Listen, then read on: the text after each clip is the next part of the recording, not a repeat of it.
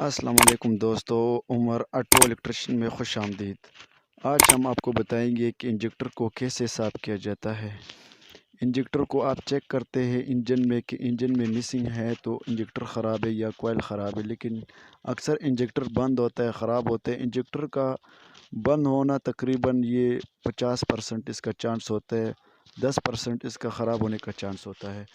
دیکھو یہ انجیکٹر ہے 1NZ کا، کسی ٹویوٹا کرولا کا، یا آپ کسی گاڑی کا بھی اس طرح چیک کر سکتے ہو۔ اس کو آپ چیک کر لیں کہ یہ بند ہے تو کیسے کرو گے؟ اس کو آپ ایک پائپ کا ٹکڑا لگا لیں، پائپ کا ٹکڑا لگا کے اس کو آپ ابھی اس کو آپ یہاں سے ایک قابلہ لگا لو کہ اس کو بند کر لو، اور اس کے ساتھ آپ ایک پائپ کو بھی لگاؤ گے۔ یہ قابلے کا سائز آپ چیک کر لیں کہ قابلہ اس میں فٹ آتا ہے یا نہیں۔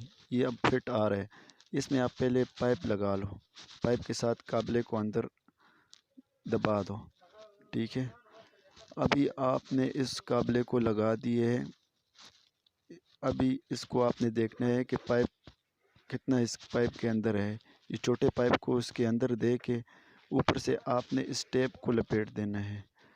ٹیپ کو آپ ایسے لپیٹے تاکہ اس میں پریشر لیک نہ ہو جائے، کیونکہ اس کو ہم ابھی پریشر دیں گے۔ پریشر سے یہ انجیکٹر تھوڑے سے پریشر سے نہیں ہوتا، یہ زیادہ پریشر سے آن ہوتا ہے، اور یہ زیادہ پریشر سے اس کا جو کلینر ہوتا ہے وہ باہر والی سائڈ پہ، یا پٹرول ہوتا ہے وہ اس سائڈ سے نکلیں گے۔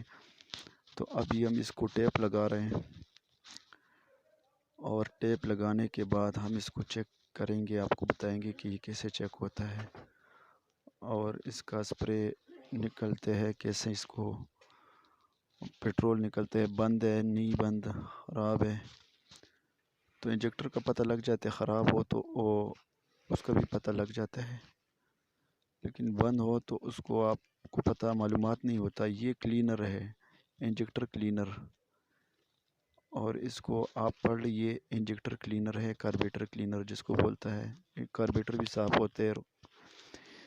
اور یہ بیٹری ہے، اس بیٹری کو ہم لگائیں گے، لیکن بیٹری کو آپ جس طرح بھی لگا لو، جس طرح بھی اس کو تار لگا لو تو اس سے آپ کو ہو جاتا ہے۔ یہ نیگیٹو ہے، یہ مائنس ہے، یہ پلس ہے دوسری سائڈ پہ۔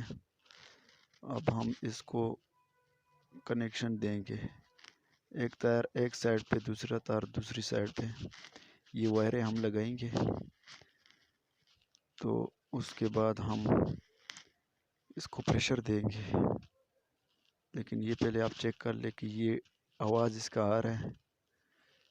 یہ ادھر ہم پائپ لگائیں گے کلینر کا، جو ہم نے پائپ چھوڑا ہوا ہے اس کو ہم کلینر کا پائپ لگائیں گے۔